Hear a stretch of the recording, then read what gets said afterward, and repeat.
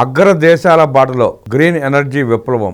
ఒకప్పుడు చీకటి రాత్రులు, అర్ధరాత్రి కరెంటు కోతలతో కొనారిల్లిన ఆంధ్రప్రదేశ్ నేడు ఇంధన రంగంలో ప్రపంచానికే వెలుగులు పంచే స్థాయికి ఎదుగుతోంది. ఇది కేవలం పవర్ ప్లాంట్ల నిర్మాణమే కాదు, ఒక రాష్ట్రం తన భౌగోళిక అనుకూలతలను ఆయుధంగా మార్చుకుని ఆర్థిక స్వయం సమృద్ధిని చాటుతున్న తీరు. అమెరికాలోని టెక్సాస్, ఆస్ట్రేలియాలోని అడిలైడ్, చైనాలోని జేజియాంగ్ ప్రాంతంలో మనం చూస్తున్న ఆధునిక ఇంధన విప్లవం నేడు మన తెలుగు గడ్డపై, ముఖ్యంగా రాయలసీమ కొండలపైన, కోస్తా తీర ప్రాంతాలను సాక్షాత్కరిస్తోంది.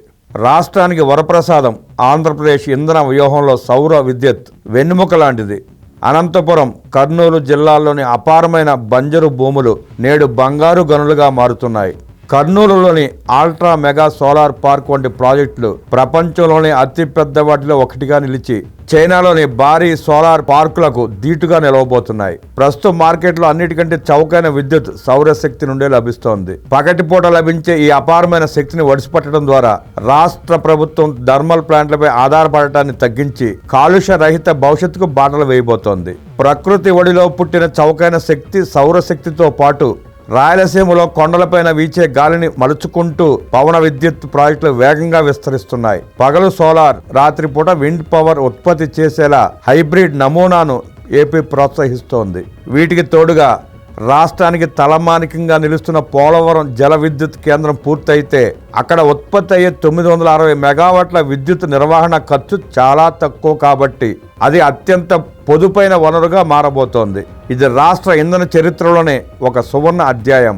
ప్రపంచంలోని ఇంధన నిల్వలో చైనా దిగ్గజంగా ఉంటే ఆ వ్యూహాన్ని ఏపీ తనదైన శైలిలో అమలు చేస్తోంది. చైనా ఏ విధంగానైతే పంపుడ్ హైడ్రో స్టోరేజ్ ను వాడుతుందో అదే సాంకేతికతతో భారీ వాటర్ బ్యాటరీలను ఏపీ నిర్మిస్తోంది. పగటిపూట సోలార్ ద్వారా లభించే మిగులు విద్యుత్తుతో నీటిని పైకి పంపు చేయడం, రాత్రిపూట ఆ నీటితో విద్యుత్ తీయడం ద్వారా నిరంతర విద్యుత్ సరఫరాను ఏపీ సాకారం చేయబోతోంది. మరోవైపు అమెరికాలో టెక్ కంపెనీలు గ్రీన్ ఎనర్జీ కోసం చేస్తున్న ప్రయత్నాలను మనం ఏపీలోనూ చూస్తున్నాం. గూగుల్ మరియు ఆదాని గ్రూప్ మధ్య కుదిరిన చారిత్రాత్మక ఒప్పందమే దీనికి నిదర్శనం.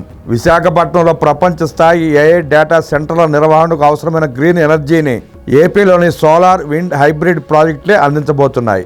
ఇది ఏపీని గ్లోబల్ టెక్ మ్యాప్లో అగ్రరాజ్యాలకు ధీటుగా నిలబెడుతోంది.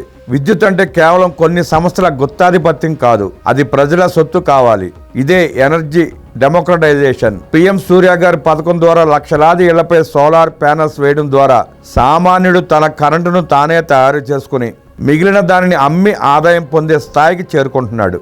ఇది కేవలం బిల్లులు తగ్గించుకోవడం కాదు, ఒక సాధారణ గృహిణిని, ఒక రైతును శక్తివంతునిగా మార్చే ప్రయత్నం. సుమారు 30 లక్షల ఇళ్లపై సోలార్ ప్యానల్స్ ఏర్పాటు చేయాలనే లక్ష్యంతో ఏపీ ముందుకు సాగుతోంది. పోలవరం ప్రాజెక్టు పూర్తి కావడం, పవన సౌర విద్యుత్తుల అనుసంధానం మరియు పంప్డ్ స్టోరేజ్ ప్రాజెక్టుల రాకతో ఆంధ్రప్రదేశ్ ఇండియా పవర్ హౌస్ గా అవతరించబోతోంది. ఇతర రాష్ట్రాల నుండి విద్యుత్ కొనే స్థితి నుండి ఇతర రాష్ట్రాలకు విద్యుత్ అమ్మి లాభాలు గడించే స్థితికి మనం చేరుకోబోతున్నాం. ఇది కేవలం విద్యుత్ విజయం కాదు, 5 కోట్ల ఆంధ్రుల ఆర్థిక ఆత్మవిశ్వాసం. పవర్ ఉంటే పెట్టుబడులు వస్తాయి, సెమీ కండక్టర్ లాంటి రంగాలు వద్దంటే వస్తాయి.